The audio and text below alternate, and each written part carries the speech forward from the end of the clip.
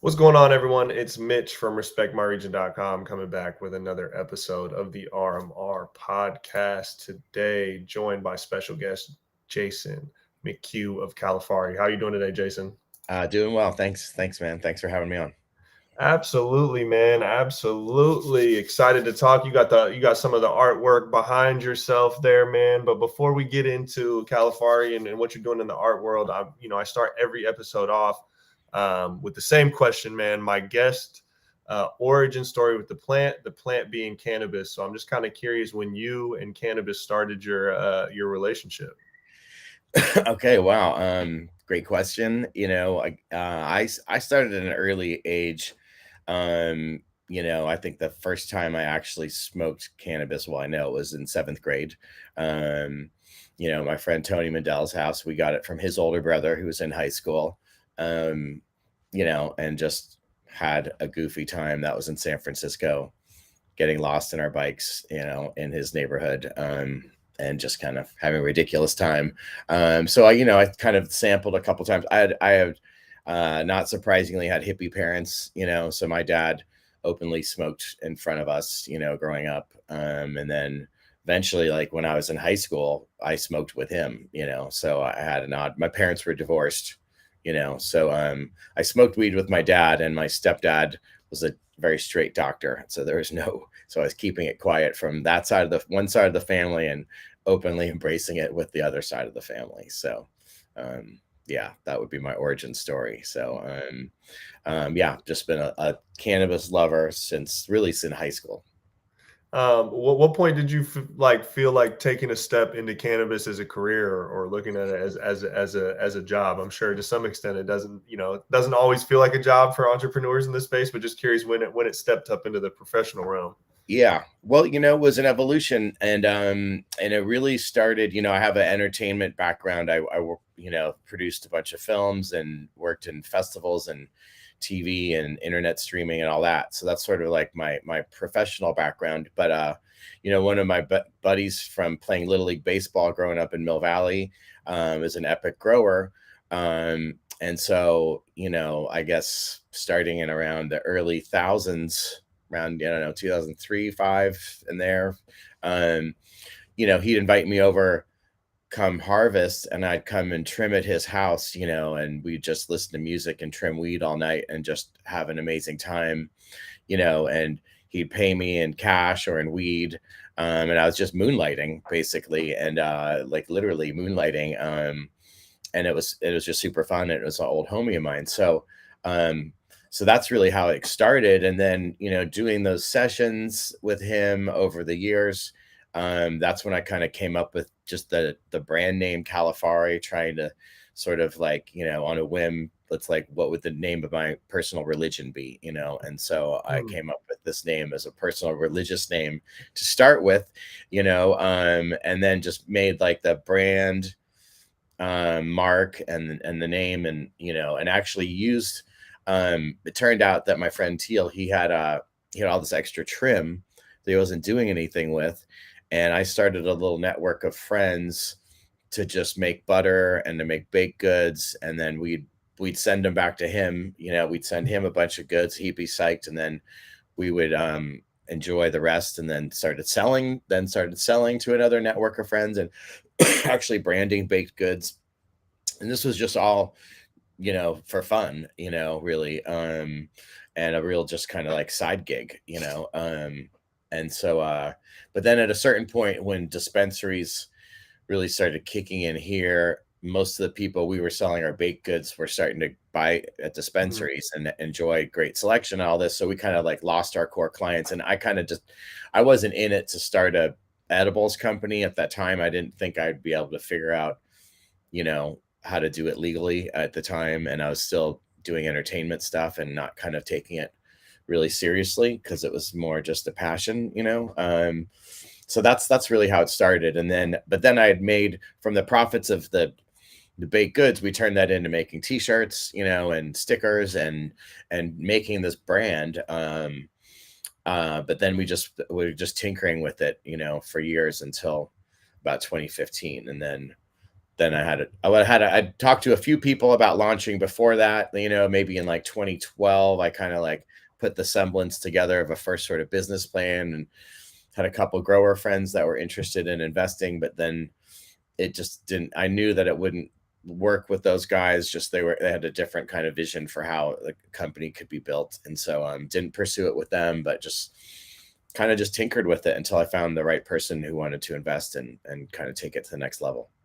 So. And at what point did it become more than just like t-shirts and some merchandise like that, and kind of really going to the art realm? Because obviously the art, the art, like some of the stuff you have behind you, and you guys sell art on the website as well, and obviously that's incorporated in the merch. But at what did it start, kind of with art and translating that to merchandise, or did it start from merch and kind of like graduate more to the art realm?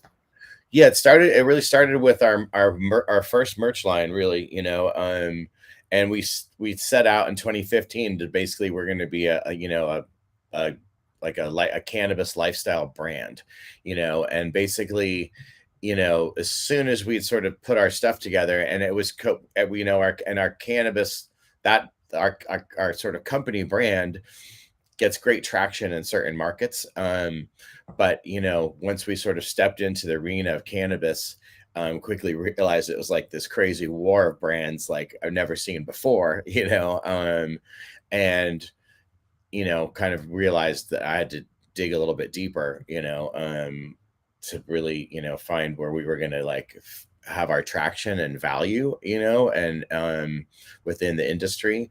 So it really didn't take long. And in fact, I'd had the notion even before we started the company to sort of activate the art, in fact, I was working, one of the entertainment jobs is I did a lot of work with Les Claypool, in the band Primus. I produced this movie called Electric Apricot Quest for Festaroo. It's like a ultra low budget movie about a band that wants to be like the Grateful Dead or Fish. And Les stars in it as the drummer, and we got a lot of like amazing cameos, and it's this kind of underground fun movie that takes the piss out of the jam band world. And so I worked with Les on a bunch of stuff, and so he called me up to give me a job as Wonka Tech on Primus and the Chocolate Factory tour in 2014, and that's kind of like the last real job I had before I started doing Califari full time. But doing that tour, they sell gig art every night. They're making a new original screen printed poster that are amazing. I've collected a bunch of them.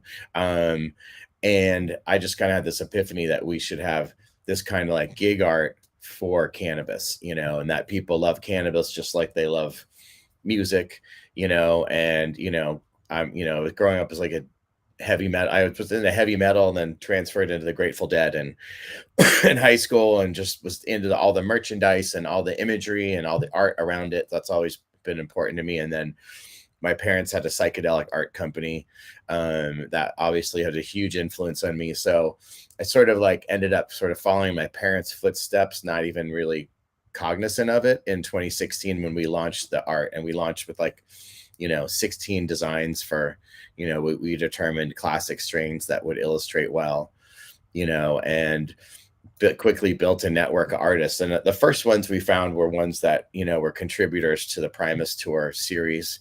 And then we branched out from there, and then as soon as we launched the art, then that's really where our company started getting traction within the cannabis community and industry. And so, yeah, that's really kind of how it started. And at this point, how many artists do you have inside the network? We have 30 artists from 10 different countries, and we really kind of had this belief that, there's not one type of cannabis lover out there, especially now with legalization. You're seeing people really kind of come out of the woodwork that you wouldn't necessarily expect. So, it was important to find, and still we're always kind of like on a mission to find more artists, and different countries that represent different styles and vibes and ethnicities and everything you can imagine, right? So that's important part of it for us, for sure. And now we've created about 70 designs, and more coming, and now we've opened up the series too, to basically be more collaborative and opened it up for licensing to other companies to co-brand with us. So what sort of started as art we were making for ourselves and to sell to our customers, we're still doing that. We still sell our posters. We're in all 50 states with our merchandise.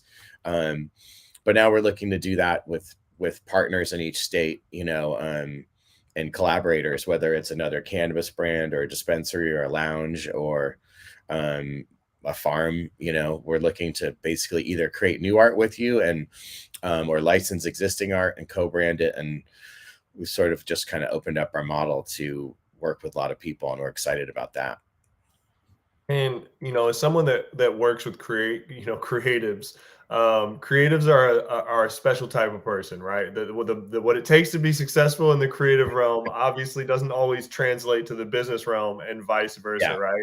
Yeah. And so I take it that you're most likely kind of a conduit between both worlds.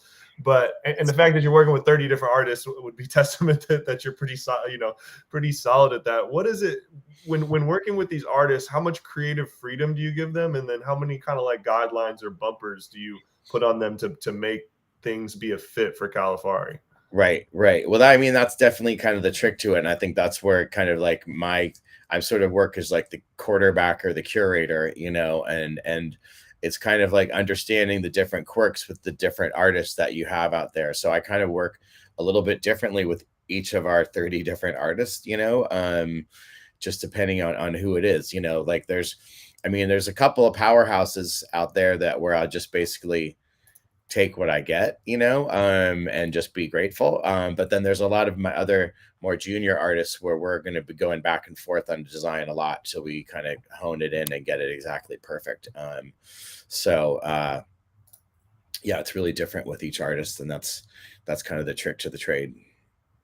And when working on like strain art, is that something where you give an artist kind of like the freedom to pick a strain, or you kind of have something in mind?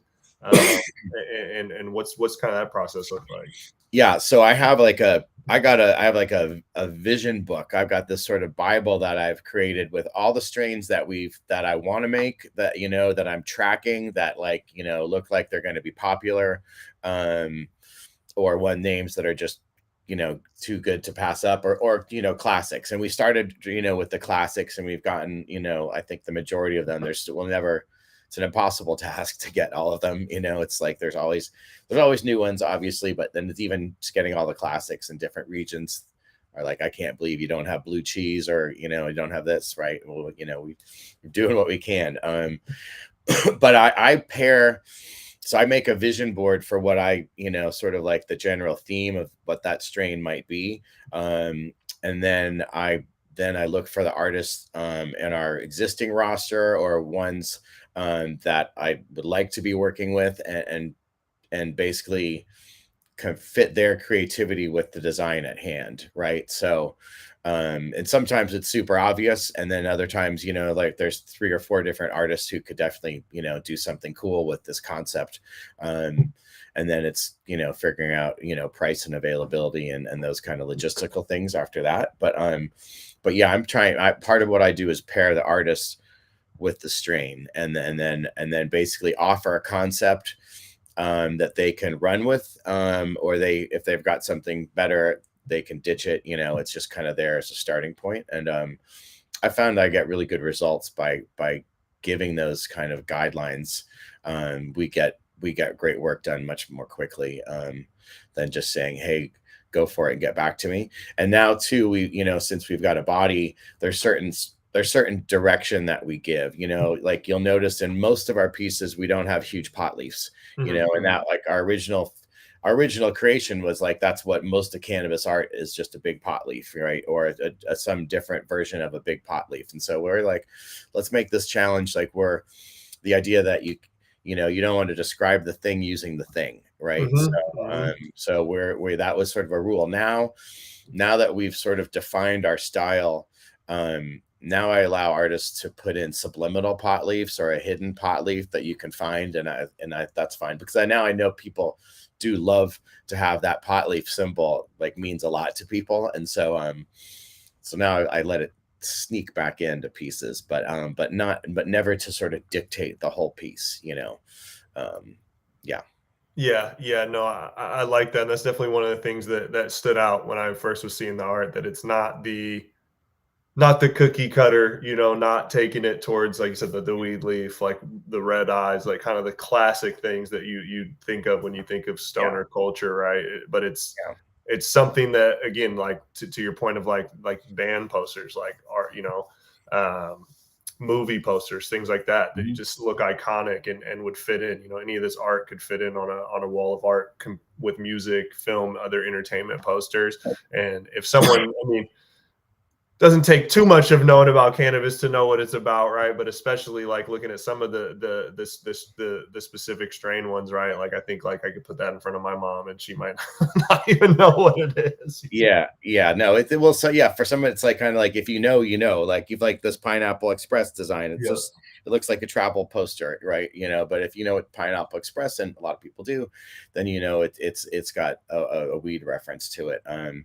That's part of the fun. And we did have like one report of like a grandfather buying our sour diesel poster for his grandson or something, and like having no idea what it meant.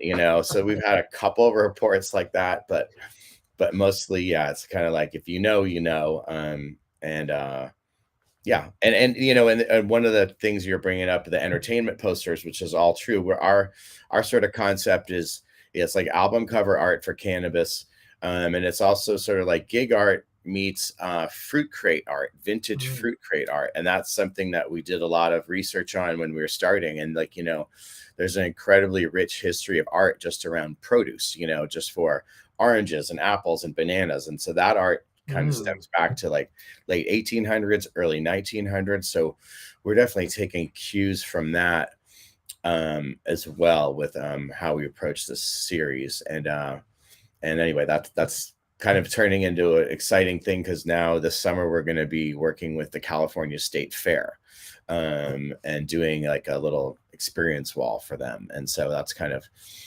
like a rewarding full circle. Now we actually are working with agriculture, and so that's one of these things where I feel like we've manifested that just through having putting the tag produce of California on the majority of our Wow. posters. Wow, I didn't even think of that, like the fruit crate art. I didn't even think of that. But looking back, as soon as you started talking about that, I see it, and it's crazy to honor that lineage, but bring the normalization to cannabis, right? Because it's like Yeah, you said, California, right? It's an agriculture product, man. exactly. So it's just like we're making stoned versions of vintage fruit crate art, really, So And then obviously you guys have put some products out in the market, and then are working with brands. Kind of what does it look like when taking artwork? Are you taking existing artwork and kind of putting that on mylars and bags and packaging like that, or is it kind of creating something from the ground up, or a little bit of both? it's really both. So I mean, it's like, if we have a design, we want to use it and we want to license it to you, and then if there's something new, then we'll make it, and so and we'll work, we kind of like, we have like an accordion system of how we can work with different people. So you could be a small farm and need something, or you could be, a larger, vertically integrated company, and we could work with you. So that's definitely, something we're opening up. And but yeah, it's creation from the ground up to licensing something that we already have that's iconic, and it's like say you're growing sour diesel in Michigan, right? Well, perfect. Call us up. We'll use our sour diesel poster. You're gonna get the benefit of there already being like, I don't know how many sour diesel posters we've sold to the state of Michigan. So we're already kind of have like a little bit of a visual fan base in each place.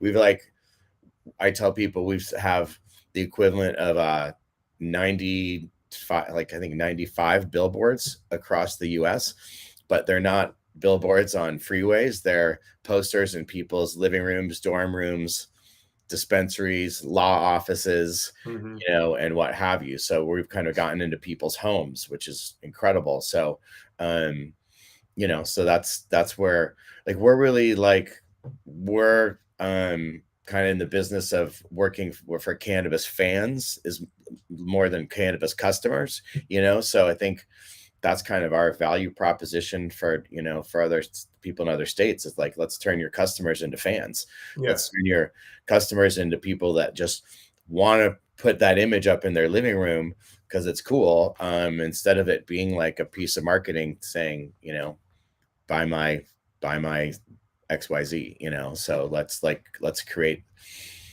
an experience and not just be marketing to people, let's give them what they already love, so that's kind of our goal, to just satisfy cannabis lovers, which is like really like myself, or I know there's a lot of other people out there too. And create, if it is on packaging that people are going to want to keep, it's something that you're going to want to hold on to just due to the artistic value of that. Where do you notice, like, as far as like online orders, do you feel like people from states where cannabis is legalized, like, order more than the non, or is it kind of like equally spread out? It's really, it's a great question. And I mean, it's like, well, for one, I mean, when a new state comes online legal, they become a hotbed. We definitely see the spike in sales. And that's a lot of times because like dispensaries are buying our artwork just to hang on their walls, So like when Oklahoma legalized and Illinois legalized, we saw those states spike like incredibly, but also now, especially with like, doing like little bits like apparel, even in some of our, so we're finding like definite traction in non-legal states too, like Georgia and Texas. So yeah, so I mean, there's cannabis lovers in each state that are finding us, thank God. But when it legalizes in a place, it definitely spikes, That makes sense. And especially the dispensary, the artwork, it's, you want to decorate, you want it to look a certain aesthetic, and there's, to our point of the earlier conversation, there's not a lot out there that's just the pot leaf or whatever. A lot of stuff we see is like taking the prohibition stuff and reclaiming that, which is kind of cool. I mean, and one of the things that when our site relaunches, like, because most people don't know that they could reach out to us and we could do custom stuff for them. So they'll just buy stuff on our site. But now that's one of the things we want to make clear when we relaunch is that, if you're launching a new store, like, we'll help you decorate it from, if you're just even in the architectural phase or whatever, we can start thinking about different things if you're that far ahead, or if you're up and running, we have small size things, we can customize things. Like I have this printing guru I work with who's incredible, who just he really can do anything. He makes all our skate decks and rig mats, and so he and I together have been able to collaborate on cool stuff. And that's how we've even created our first surfboards. So that was, and that was like a shop, Eddie's Smoke Shop up in Willits, California, called and said, "Hey, I love your skate decks. You guys do surfboards?" And I'm like, "Well, maybe." And so we figured out surfboards, and so he's got 3, and then we've got another one and another dispensary up in Garberville, and a couple here. So anyway, so we're always expressing ourselves in new ways, but surfboards is one of the coolest we've had. So wow, yeah, that's awesome, man, to see it grow from. I mean, a skate deck is obviously fairly common to see those get printed up custom, but surfboards, I don't see a lot of that, man. Yeah, no, it's fun. That's like when we bring a surfboard to an event, that's becomes like the Lamborghini in our showroom, sort of, So yeah, that's been cool. What on the merchandise side, away from just like art, obviously, in like photos and stuff that people are going to frame, what do you feel like are some of the most popular products you guys sell? Well, these Pineapple Express hats have been super popular. So that's definitely been a good one for us. The weird simple product has been mouse pads, which are rig mats. Like people love those and they buy those from us all the time. Our most popular product has probably been our lighter packages, where we sell 5 packs of we have 2 different lighters, but we basically made a deal with BIC to wrap lighters. And so we have Mm. 10 different strains on lighters, and those have been really popular for us. But like the new thing, we just made a partnership with Toker Poker. You can see I've already used this one. Toker Poker, they're out of Colorado. Anyway, so we just did a licensing deal to put our artwork on 5 different Toker Pokers. So we're just bringing those to market right now. But like I'm excited about these things because really like functional art is where that's really where we get the most traction. So like we just came out with, we just started putting our art on rolling papers. So we did this, you got a booklet with tips, and then you got 3 little pieces of art. So functional art, that's where we're going to be leaning in. There's still a couple things we don't have that are obvious, like trays. And we did a big run of grinders like when we started, but they're with our company branding. So when we come back with our grinders, we're going to be leaning into our strain art because that's really what people want. So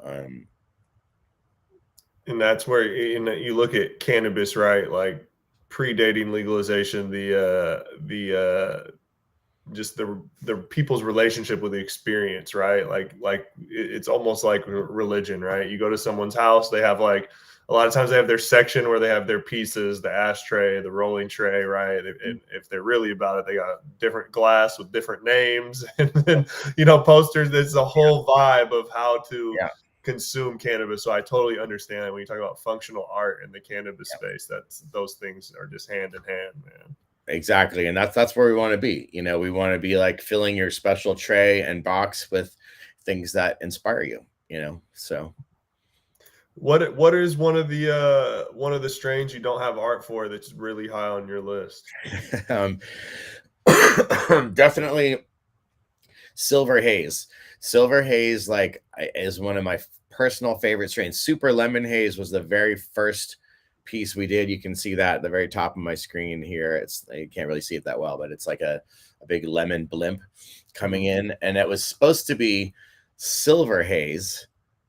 That it was supposed to be looking more like a Led Zeppelin, but the original art actually looked too much like a Led Zeppelin album cover. So we morphed it into a lemon and made Super Lemon Haze, and it worked out perfectly. It's a great design, one of my faves, but we've never been able to circle back and properly hit Super Lemon Haze Silver Haze. So that's a classic that's on my list. And then there's the new stuff, and there's always something new that's like, I don't know, that's going to be great. And I'm and when we started, I launched out with a bunch of designs, covered the big ones. And now we're, now ones that we just do on our own, we're being more selective. We're not doing as many.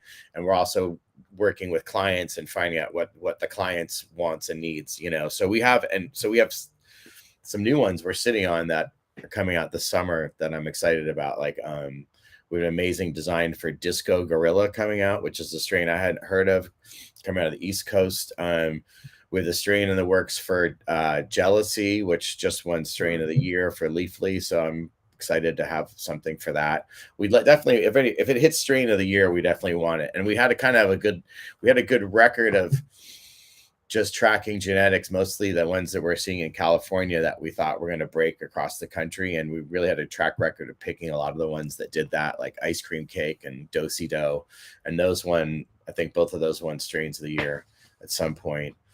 Green Lantern is a design we have that was really near and dear to our heart. And then those growers made a new strain called Lance. And that's at Ridgeline Farms. So we did a co-branded design for that. That's one of our more recent ones that I'm super excited about. We also did a design that's, can't really see it. It's back this right here. That just came out. It's Emerald Triangle Reserve. And we made that design with the notion that it wasn't a strain. It's one of the few that we've done that's not a strain. But we made that because we wanted to have kick-ass packaging that represented like the small farm struggle that's going on, in the Emerald Triangle. So we kind of like went with this militant kind of bear look, the militant Rasta bear who's sort of saying, I want you like Uncle Sam.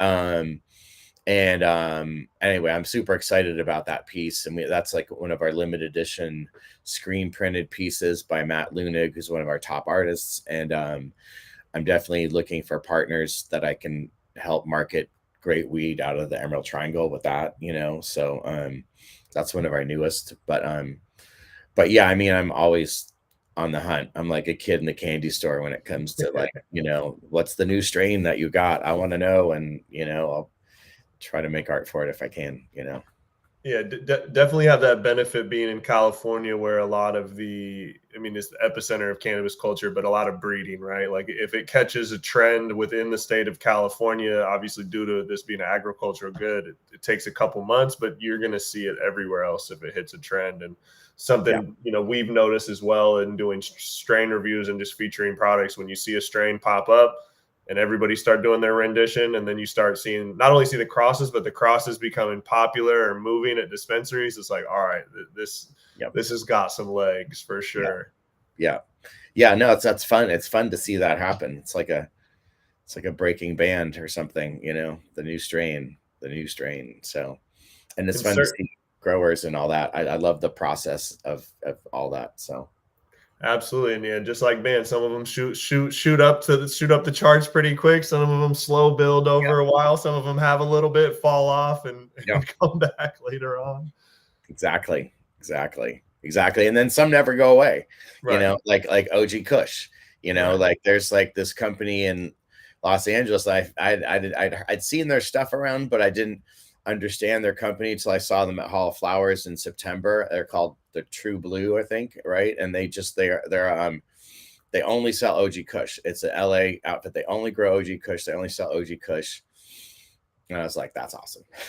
That's, and I like, so I'm a fan of that. And I actually even had an idea of like, maybe what if there was a company that just did old school strains only? Mm-hmm. And I haven't seen, I guess I'd heard of one company doing that. I don't know, but I don't know if you can pull that off, especially in a hard market like California now. So, it's difficult, right? But as the market matures, there definitely is rooms for that, for brands to offer, specific products. But there's people always want the new. That's the other thing about it too. So it's like, I can talk about classics and no one will say, no to the classics, but when offered the new, everybody's like, what? Yeah, that's where, me as a cannabis consumer, when I go to the store, and I know I'm not the average one, but it's like, I like to always try and buy at least 2 things of flower, and I like to get something that, whether it's a classic or something I'm familiar with and I know I like, and then roll the dice on something else to find something else to fit in that rotation. It's like, we'll never stop. Like he's the new, we'll never stop. Like, oh shit, it's I don't know, man. Tempted by all these new genetics and strains. Yeah. It's fun. What else do you guys have coming up? Anything you can bring light to that you got going on the rest of 2023? I think the main thing is we're partnering with the California State Fair in Cal Expo in Sacramento in July, and we're going to be creating this sort of strain art experience wall for them. So that's the main thing coming up. And then also we'll be dropping in Massachusetts sometime this summer. I don't have the details around that, but we're super excited to be hitting the East Coast for the first time in like a real campaign. So that's coming this summer too. So those are the main things. And eventually, I don't know, hopefully maybe June, we're going to be relaunching our site too. That's coming. I'm going to call that July just to be safe. Yeah. July, we're going to have a web relaunch. So so it's happening.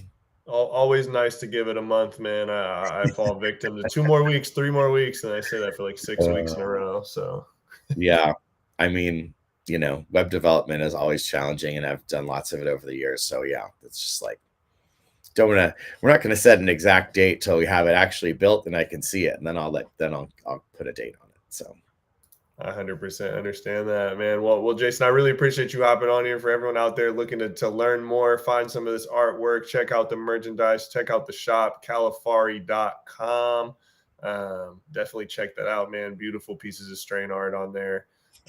Merchandise, like you said, some of this functional art as well for all the cannabis lovers and consumers out there. It's not just consumers, man. Like you said, it's lovers of the plant, Yes. man. Cannabis lovers.